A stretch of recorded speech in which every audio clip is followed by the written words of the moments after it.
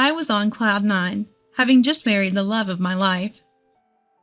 One day, a package arrived from my mother-in-law. I excitedly opened it, only to find a surprise of another kind. It sent my relationship with my husband spiraling into a nightmare. But I'll be damned if I let her win. I refuse to let things go her way. My name is Jessica. I married my husband David just 6 months ago. We're still newlyweds. We were planning on making many happy memories together, but then something unimaginable happened. I had no way of knowing what was about to happen. The trigger came a month after our wedding. I was cleaning the house, now a full-time homemaker, when the doorbell rang. It was a package for me. The sender? My mother-in-law. A package from my mother-in-law? I wonder what it is. I had received no notice of a package being sent, and David hadn't mentioned anything either. Curious, I opened the box. Inside, I found clothes, not exactly what you'd call fashionable, and very well worn. What? What are these? Old clothes? I was flabbergasted by the array of second-hand clothes. Some even had holes in them. There were clothes that must have been fashionable once, but now they were just garish. Just then, the phone rang. It was my mother-in-law. "Oh, Jessica, dear, did you get my gift?" Gift? No. What part of that is a gift? They're clearly old clothes, and they're hideous. How can anyone possibly see that as a gift?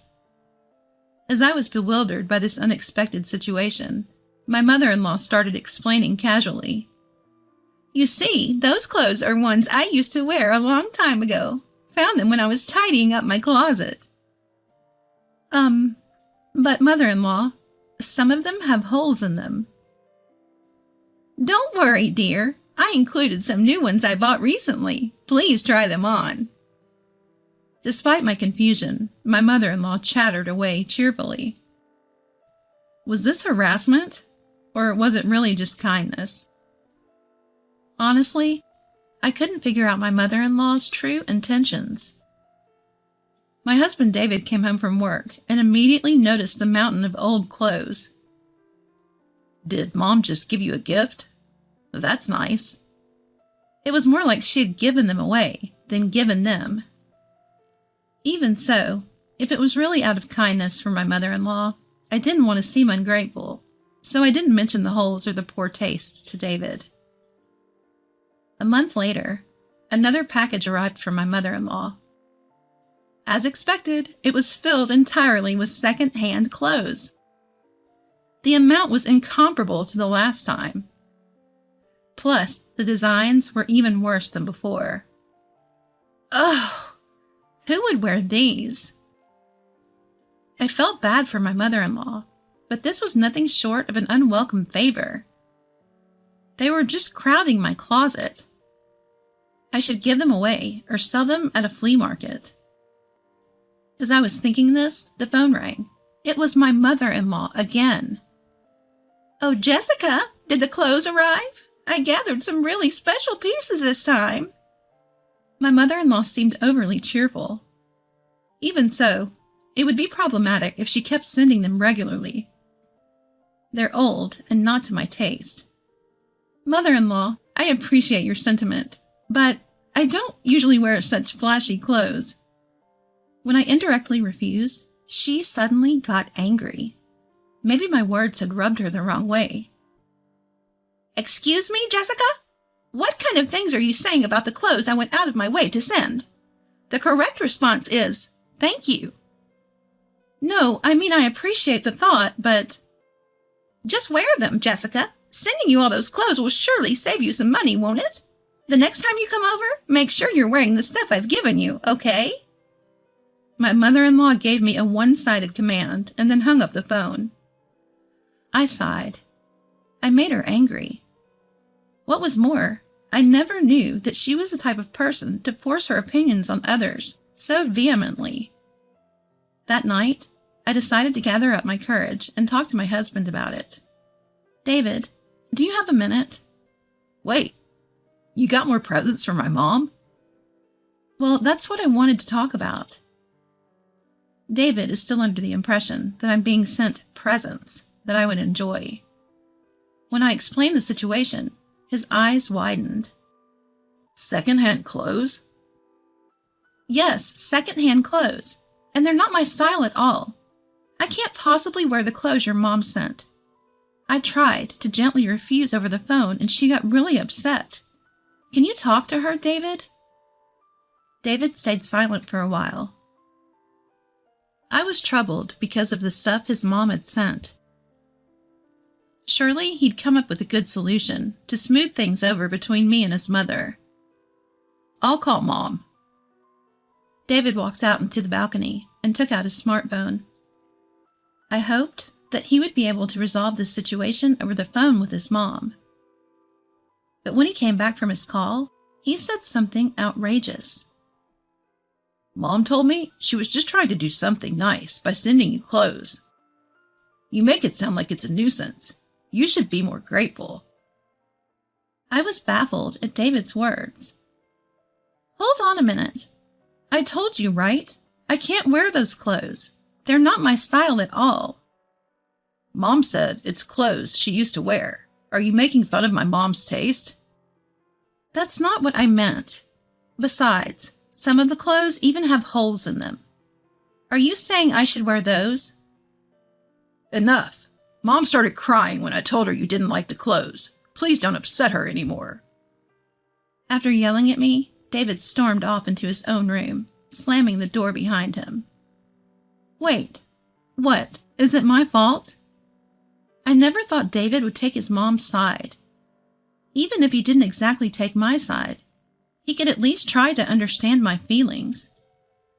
I felt as if I had been betrayed by my husband. Ultimately, another package from my mother-in-law arrived the following month.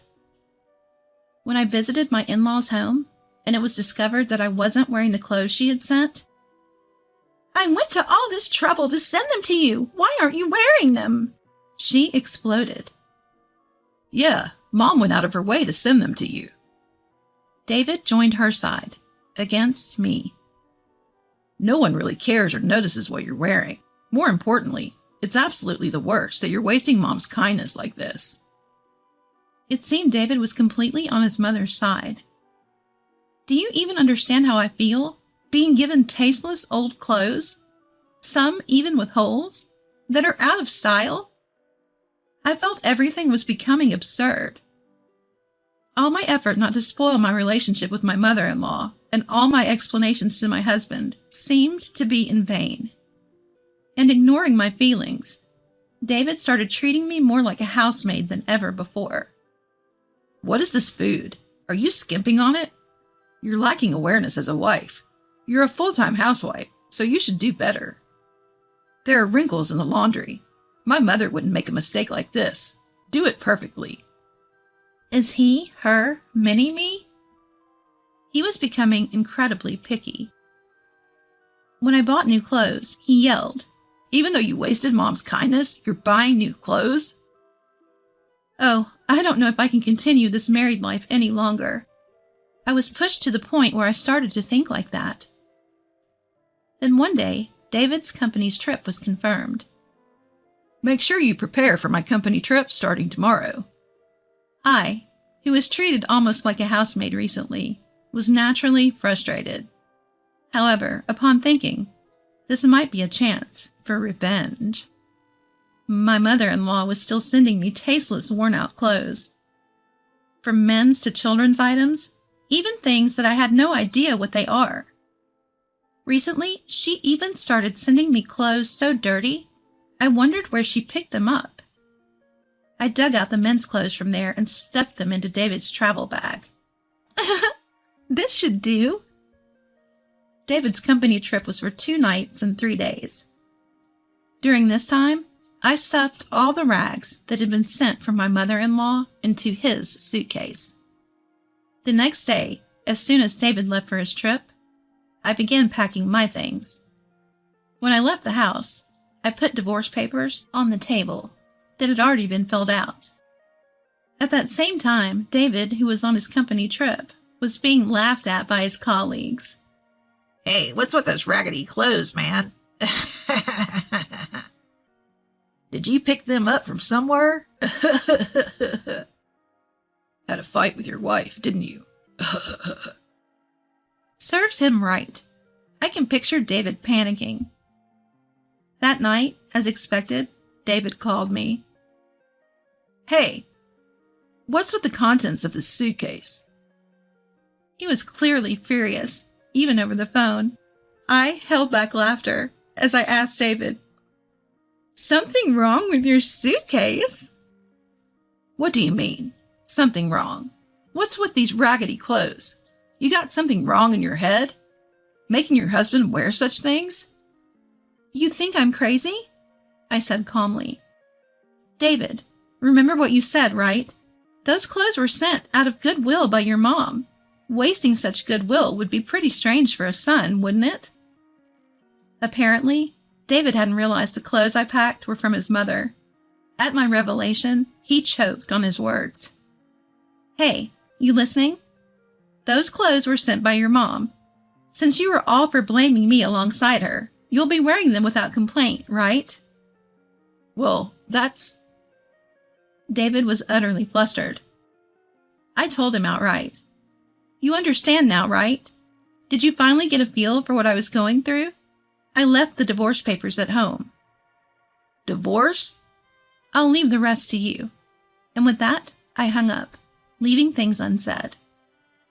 David bombarded me with calls and emails, all of which I ignored.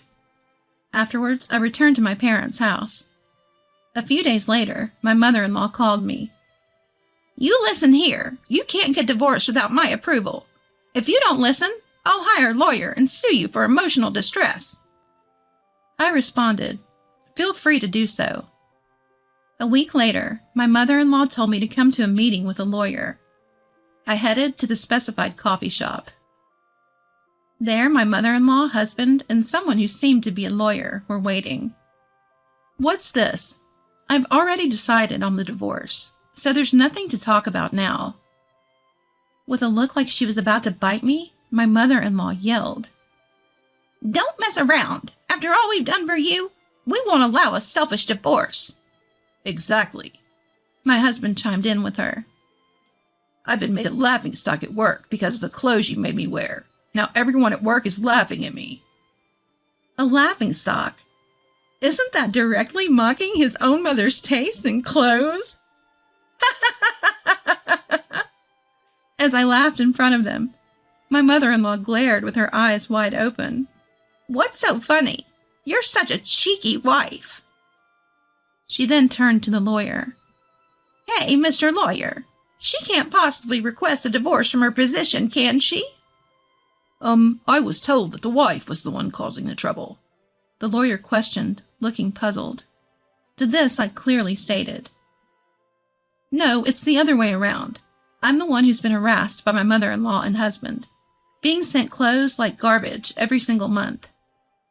Upon hearing this, the lawyer seemed perplexed. This is completely different from what I was told. My mother-in-law also seemed flustered. Impatient with their reactions, my husband abruptly stood up. That's it. I'm divorcing a useless wife like you. I'm going to demand a full emotional distress compensation. He yelled at me. At the sound of his voice, all the customers turned to look at us. Taking advantage of this, I asked, So, does this mean I have to pay emotional distress compensation? Wait, who exactly are you talking to? Who? The person behind me. Huh? I kindly clarified that to my puzzled mother-in-law. Just then, a figure from the back of the room appeared before us. David and my mother-in-law were taken aback, their mouths agape with surprise. It's been a while, Mom. David? The person who appeared was David's brother, Sam. What, Sam? Why are you here? Why am I here? Well, to defend Jessica, of course. That's right. Sam, David's older brother, is a renowned attorney specializing in divorce. Initially, my mother-in-law sought his counsel, but when it became apparent that I was the one wronged, he chose to defend me. Wait a minute, Sam. Why? I asked you to defend me, and you declined. Of course I did. Sam raised his voice. Because it's clear to me that Jessica isn't at fault, and having heard her side of the story, I learned that you've been using the money I've been sending home every month under the pretense of hard times to torment Jessica, haven't you? That is. Indeed, my mother-in-law had been receiving money from Sam every month. Surely some of it was used for living expenses, but she was using the excess to buy shoddy clothes to send to me.